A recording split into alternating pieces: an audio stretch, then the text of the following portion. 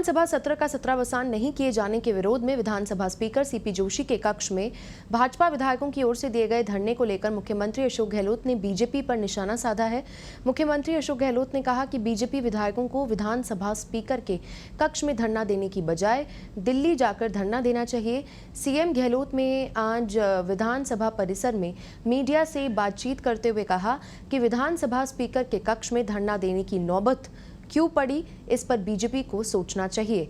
मुख्यमंत्री गहलोत ने कहा कि विधानसभा सत्र को कंटिन्यू इसलिए रखा गया है क्योंकि बीजेपी ने देश में नया मॉडल बना रखा है। देश में हॉर्स ट्रेडिंग के जरिए चुनी हुई सरकारों को गिराया जा रहा है। इसी के साथ मध्य प्रदेश, कर्नाटक, महाराष्ट्र में सरकारें गिराई गई हैं और अब झारखंड पर इनकी नजर है। इसको दिन ही मीटिंग बुला के मैंने विपक्षी नेताओं को बुलाया, सबसे बात करी, धर्मगुरुओं से बात करी। हमारी पार्टी लंपी स्किन रोग से गाय मरने से कैसे बचे, पर वैक्सीन भारत सरकार देगी, दवाएं वो उपलब्ध करवाएगी। तो ऐसी स्थिति के अंदर हम तो मांग उनसे कर रहे हैं कि आप राष्ट्रीय आपदा घोषित करो, उसमें ही हमारा साथ दे। उसकी बजाय नाटक कर रहे हैं यहाँ पे बैठ करके। चीते का तो प्रस्ताव जो है यूपीए गवर्नमेंट का था भाई, सब जानते हैं, और ये प्रोसेस लंबा चला है।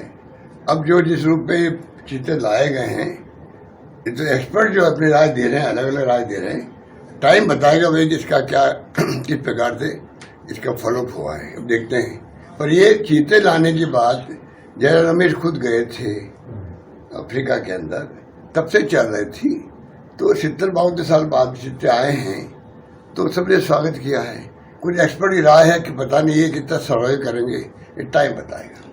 चिंता हमें लंपी स्किन रोग की है। विपक्ष को हम चाहेंगे वो हमें सहयोग करे। हम सब मिलकर कोरोना के अंदर हमने जंग लड़ी थी, तभी मैंने के साथ मांगा था। कितना दिया नहीं दिया, कितनी आलोचना करी अलग बात है, तो हमने कोई कमी नहीं रखी थी। बजट सत्र का सत्रावसान नहीं किए जाने के विरोध में आज विपक्ष ने सदन में जमकर हंगामा किया और वेल में आकर नारेबाजी की। हंगामे और नारेबाजी के बीच स्पीकर सीपी जोशी को सदन की कार्यवाही 2 बार स्थगित करनी पड़ी। पहले कार्यवाही 20 मिनट के लिए स्थगित हुई और उसके बाद 5 मिनट के लिए कार्यवाही स्थगित हुई। दरअसल आज जैसे ही सदन की कार्यवाही शुरू हुई तो वैसे ही विपक्ष के सदस्य वेल में आ गए और जमकर नारेबाजी करने लगे। स्पीकर सीपी जोशी ने हंगामा कर रहे विपक्ष के सदस्यों को अपनी सीट पर जाने का भी आग्रह किया, लेकिन विपक्ष नारेबाजी पर अड़ा रहा। इस दौरान कांग्रेस विधायक गोविंद सिंह डोटासरा और मंत्री बीडी कल्ला भी खड़े हो गए, विपक्ष के सदस्यों से उलझ गए। सत्ता पक्ष और विपक्ष के सदस्यों की नोकझोंक के बीच स्पीकर सीपी जोशी ने सदन की कार्यवाही 20 मिनट के लिए स्थगित कर दी। विपक्ष के हंगामे के बीच ही कई विधेयक सदन में रखे गए। राजस्थान विधानसभा अधिकारी सदस्य परिलब्धियां और पेंशन विधेयक 2022 की मेज पर रखा गया। इसके अलावा सहकारिता संशोधन विधेयक 2022 की सदन की मेज पर रखा गया। इसके अलावा हरिदेव जोशी पत्रकारिता विश्वविद्यालय संशोधन विधेयक सदन की मेज पर रखे गए। इसके बाद विधानसभा स्पीकर सीपी जोशी ने राजस्थान विधानसभा के दिवंगत पूर्व सदस्य और लोकसभा के पूर्व सदस्यों को शोकाभिव्यक्ति की, जिस पर 2 मिनट का मौन रखकर दिवंगत पूर्व सदस्यों को श्रद्धांजलि अर्पित की गई। इसके बाद सदन की कार्यवाही मंगलवार सुबह 11 बजे तक के लिए स्थगित कर दी गई है।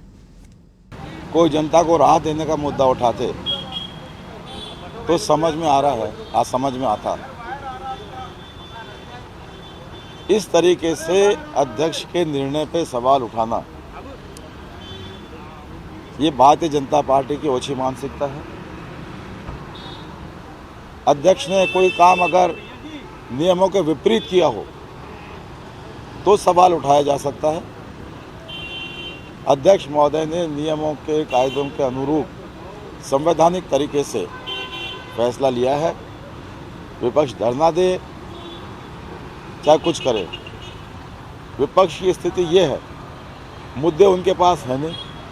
हम शुरू से एक बात कहते आ रहे हैं, विपक्ष को चुनौती देते हैं कि विकास के मुद्दों पे बात करें, कोरोना के मैनेजमेंट के मुद्दे पे बात करें, जनता को कितनी राहत मिल रही है उस पर बात करें। विपक्ष के भारतीय जनता पार्टी नेतृत्व वाली केंद्र सरकार है, बार बार राजस्थान के किसानों के कर्ज की बात करते हैं। केंद्र सरकार ने राजस्थान के किसानों का कर्जा कितना माफ़ किया, ये भारतीय जनता पार्टी बताए।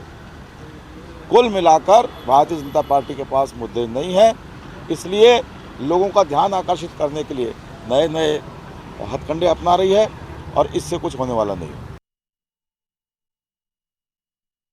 भारतीय जनता पार्टी अपराध बोध से ग्रस्त होकर देश की जनता का ध्यान हटाना चाहती है। पूरा राजस्थान, पूरे देश की जनता दुखी और परेशान है। या तो अंग्रेजों ने आटे और नमक पर टैक्स लगाया था या बीजेपी ने आटे और नमक पर टैक्स लगा दिया। पहले तो लोग पेट्रोल डीजल की महंगाई से परेशान थे, अब इन्होंने आटा, दाल, चावल, नमक, मैदा, सूजी, दही, छाछ, मुरमुरे, मखाने, हर चीज़ पर टैक्स लगा दिया। जो बीजेपी आटे पर टैक्स लगाकर लोगों की रोटी छीनना चाहती है, जो लोगों को भूख से मार रही है, जिस बीजेपी ने 2 करोड़ लोगों को रोजगार देने का वादा किया था, एक आदमी को रोजगार नहीं दिया, आज वो बीजेपी राजस्थान की विधानसभा में नाटक कर रही है।